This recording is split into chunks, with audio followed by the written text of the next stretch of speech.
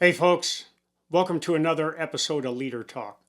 I'm SEAC retired John Wayne Troxell, your host. Before we get started on today's topic, I want to give a big shout out and thank you to all of our subscribers and followers who tune in for the show on YouTube and Spotify. And to those that might just be tuning in, please subscribe to our page. We have a lot of interesting episodes with a lot of interesting guests. And what we're going to do over the next 6 episodes is we're going to focus on 3 topics. Today we're going to focus on mindset as a leader. And then our next topic is going to be leadership in itself, philosophy, style, things like that.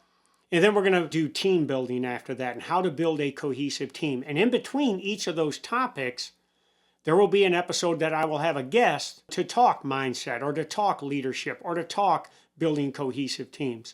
So for the next 6 episodes, we're really going to get after some leader talk here. So thanks again to all of our subscribers. And please give us a follow on YouTube or Spotify. We got some great stuff going on. We're going to start with mindset today as a leader.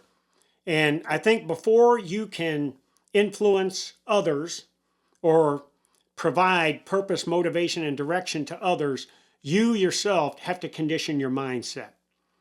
And it starts with focusing on things and directing your energy on things you can control. Now, there's a lot of things that you can't control. We live in a polarized world. There's a lot of things going on. People like to go out and protest. People like to go on social media and criticize each other and everything. But as a leader, I can't influence people on social media who have a different opinion of me. I can't go to a university quad and make a difference on people who are closed-minded and are focused on just one thing in general. What I can control is my attitude, my effort, my behavior, and my actions as a leader. And then how I can influence those people that are under me and their attitude, their actions, their behavior, and things like that. That's what I can control, and that's what I focus on. As a leader, you can't waste mindless energy on things that are out of your control. If you're a tactical level leader in the military, focus on your level. Don't get consumed by things that might seem chaotic at the strategic level because you can't change any of that. But you can change the things that are within your control. What this also means is, as a leader, don't be stuck in the fatal funnel of decision making. Now, people ask me, what's a fatal funnel? Well, if you're an infantryman or somebody like that, you understand Battle Drill 6, enter a building and clear a room. And we talk all the time about staying out of the fatal funnel, meaning the doorway of the building or room you're entering in, because you are relinquishing the initiative to the enemy and you're giving the enemy an easy target to shoot you. So the bottom line is, as a leader, you've got to be in the decision-making process. You can't sit around and admire problems. You can't sit around and piss and moan if things aren't going your way. You have to own the actions of your organization and you as a leader by making sound and timely decisions. So don't be stuck in the, should I make a decision or not? Make those decisions. And then the other thing is, sometimes as a leader, if you've been trusted by your higher leader and you've been empowered, you are expected to make decisions. So sometimes in the effort to get the job done or to take care of your people or to reach a goal that you're trying to get after, sometimes you got to ask for forgiveness instead of permission from your higher ups or your boss or supervisor. And if that boss or supervisor trusts you and you make a decision without them knowing about it and it turns out successful, they may say, thank you for saving me the energy from having to direct you to how to get after this. Now, if you make a decision and it's something they didn't want you to do, then if they trust you, then they will underwrite any honest mistake that you make. And as a leader, you got to do the same thing for your subordinates. So be purposeful in everything you do as a leader. And dare I say, sometimes be aggressive at accomplishing missions. In today's world, people think aggressiveness is a toxic trait.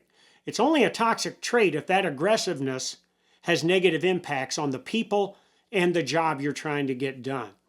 But in terms of trying to be ahead of a bow wave or power curve of getting things done and outpacing your competition in business or whatever it is, you got to be purposeful, and sometimes you got to be aggressive. The other thing, being a leader with a good mindset, is you have to have vision. Now, in the military, we talk all the time that the commanders provide vision. And that's right, they do provide vision.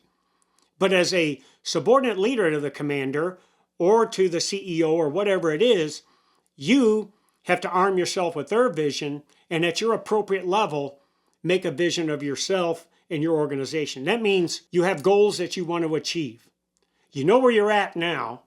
You've done an assessment of your organization and yourself individually of where you're at. You know the goals you want to get after, and you lay out a path to get there. And along that path, you might put gates or milestones that will be a check on whether you are going in the right direction to reach those ultimate goals that you're getting after. And when you reach one of those goals, you have to do an after actions review on what went good on that path that you were going on and what really didn't go good, adjust accordingly, and set even higher goals. The more as a leader that you have vision, the more your organization is going to be going in the right direction, and you as a leader, you're going to continue to grow and develop and be a better asset to the organization. Now, it's easy to chart a vision, knowing where you're at, the path you're going to, and the ultimate goal. But the number one thing that prevents people from reaching those goals, especially as a leader, is they lack the conviction to get after that vision. So don't BS around. Don't drag your feet. Know where you're at, know where you want to go, set a path, and move out and get it done. All right, we're going to take a quick break, and we're going to hear from our sponsors at Downrange Supplements. When we come back, we're going to talk about how to deal with adversity. Downrange Supplements. As the brand of the troops, we produce only the highest quality supplements conducive to mission effectiveness. Whether it's our fully dosed pre-workout, recovery and rehydration, or Mermite protein, it's time to continually improve your fighting position with Downrange Supplements. Go to www.downrangesups.com today and take your training to the next level. Hey folks, welcome back to Leader Talk. SEAC retired John Wayne Troxell here. Today we're talking mindset as a leader and an effective member of a team. In this segment, we're going to talk about positivity and how positivity is your competitive advantage in being an effective leader. What I mean by positive, I'm not talking about toxic positivity where the ship is sinking and you're the captain of that ship and you're standing on top of it saying, "Isn't this great?" That's not it at all. What I'm talking about is when dealing with adversity, how do you put a positive spin on things that can happen? So first and foremost, you have to understand as a leader that there are going to be bad days, that you're going to have to deal with adversity. But you as a leader, how you approach that is going to develop what happens in the future based off of any of that adversity that you face. So the bottom line is, as a leader, you have to be positive in your approach, positive in your demeanor. You have to feed the positive dog within you. We all have these two dogs inside of ourselves. One's the positive dog, one's the negative dog. Or you've heard it said in the past, you got the little guy on this shoulder, that's the positive guy, the negative guy on this shoulder, and they're both whispering in your ear, trying to get you to do something. You got to feed that positive dog and keep that negative dog at bay. You know, John Gordon, he wrote a book about this kind of stuff in terms of mindset, and it was called The Energy Bus. And he talks about a formula he uses on how to deal when bad things happen. It's called E plus P equals O. Events happen in our life, events happen in our career, events happen to our team. Our perception as the leader will develop the outcome.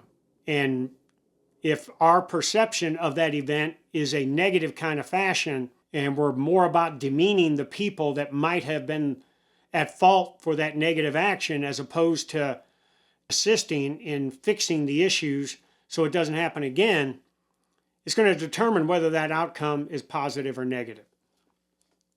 And when we talk about how to deal with personal adversity, we have to talk to ourselves. Too many times whether it's a physical event, mental, something going on at work or whatever, we want to listen to ourselves. And when we listen to ourselves, we're going to hear all of the reasons why we should quit, or why we really don't have to push ourselves as hard to get to our ultimate goal. Or ultimately, with listening to ourselves, we are addressing lies that we're telling ourselves. We have to focus on positive truths. And the positive truth is when we talk to ourselves. When you're doing a physical event that's taxing you, and you talk to yourself and say, hey, we can get through this. I remember as a student in Ranger School, graduated class 896, and every day in that 67 days, I talked to myself. Instead of listening to myself on how hungry I was, how tired I was, how heavy my kit was, or how it sucked carrying the machine guns or whatever, I talked to myself saying, I'm going to focus on getting through today. And I'm going to focus on being good to myself, physically, mentally, and emotionally, and I'm going to focus on being a good teammate. I'm not going to worry about what happens tomorrow. I'm going to focus on today. And with that attitude, that got me through there because I was constantly talking to myself instead of listening to those negative lies that I was telling myself about how much of this sucked, how hungry I was, how tired I was, all of those things. And as a leader, this is all about reframing your thoughts. Bad stuff happens to good units, to good businesses, and to good people. But you can't allow that to determine who you are and what you are and the direction you're going. It's all about how do we learn from this bad mistake and how do we reframe it to use it as motivation to get us to where we want to go. The other thing associated with this kind of positivity is dealing with negative people. I hate negativity. I hate being around negative people because I have a positive outlook on my life, my family, my work, everything I do. It's about positivity. And when I get around negative people, it just gives me the willies, and I don't like to be around it. And I'm talking about the negative people. I'm not talking about people that find something is wrong, either in the organization or whatever, and they come to you and say, hey, I think this is wrong, but here's what I recommend to fix it, or here's the courses of action. You want that kind of negativity within your organization, is that people see something is wrong and they're willing to come and talk to you about it and give you options on how to fix it. What I'm talking about, the negativity you don't want, is the constant complainers who will be the firstest with the worstest to tell you that something is wrong, but they won't come up with a solution or a course of action to fix it. Or worse yet, those energy vampires in your organization. Those people that just suck the energy right out of the air within your organization. And they're toxic and they're a virus in the organization. You have to deal with those kind of people as a leader. And you can't allow those constant complainers or those energy vampires to dominate in your workspace.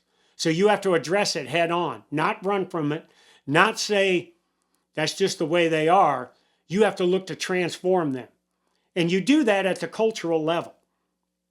If you set a culture of positivity with your vision and being purposeful as a leader and leading through your example, you are setting a culture that is positive.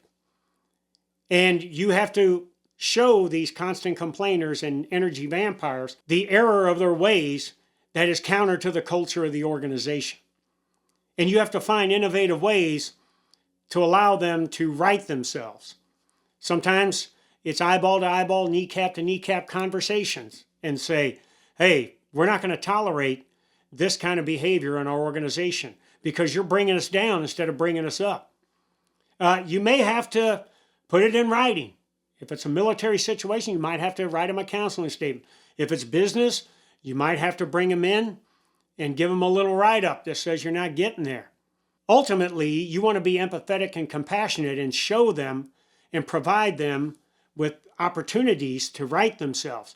But in the end, if they don't change and they are constantly still complaining and energy vampires, sometimes you got to get rid of them. And that means either firing them in business or, saying thank you for your service in the military and showing them the door. Because in the end, it's not about any one individual. It's about the team, and is the team getting after the vision, the purpose, and the ultimate goals that you're getting after. All right, we're going to take another quick break, and we're going to hear from one of our sponsors at PME Hard Consulting. When we come back, I want to give you an example of this journey I've been on for the last 9 months to get my health back under control, and how having vision, purpose, and positivity got to me to reach my ultimate goal, which I attained today. But first, let's hear from PME Hard Consulting. Hey folks, thanks for tuning in to another episode of Leader Talk. I want to take a quick moment to talk about leadership. At PME Hard Consulting and Lead, we offer top-tier leadership development and coaching. With over 60 years of combined military and leadership experience to lean on, along with certifications in the Power of Positive Leadership, Power of Positive Teams, and the Energy Bus programs by best-selling author John Gordon, we offer training that will help you cultivate positive, impactful leadership within your organization. To learn more or to schedule your leadership workshop, head to www.pmehard.com and start building a better, more effective leadership team today. Hey folks, welcome back to Leader Talk. SEAC retired John Wayne Troxell here. We're talking mindset today. And to close out this episode, I want to talk to you about this health transformation journey I have been on for the last 8 months. So when I retired from the military in March of 2020, after almost 38 years of service, in some ways it was a breath of fresh air, because I wasn't going to have to get on a scale anymore to meet a service standard.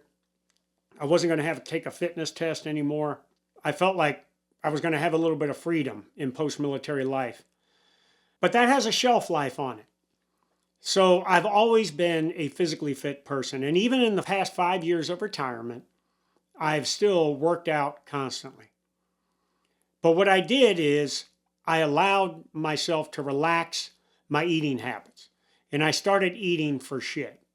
I started just, if I wanted a burger, fry, and apple pie, I was going to eat it. And the next day, if I wanted a bucket of fried chicken, I was going to eat it. And slowly but surely, I was eating myself into a position that was affecting my health. And this came to light last September. Well, first of all, in the end of August last year, my wife and I went on a cruise. And for that entire cruise, we had a great time. It was a lot of fun. But I was dealing with a massive case of acid reflux. And I just couldn't get rid of it. I was eating junk, and then I would try to compensate by drinking milk or eating ice cream, which exacerbated the problem. And when we came back a week or two after, I made a trip to then Fort Moore, Georgia, and now Fort Benning for the maneuver conference. And that whole week at the maneuver conference, the acid reflux was hurting me bad, but this time it was up in my chest. To the point I thought, is this an onset of a heart attack? And the feeling I had that week, I never wanted to have that feeling again. I was just not feeling well. And I weighed 229 pounds on September 17th.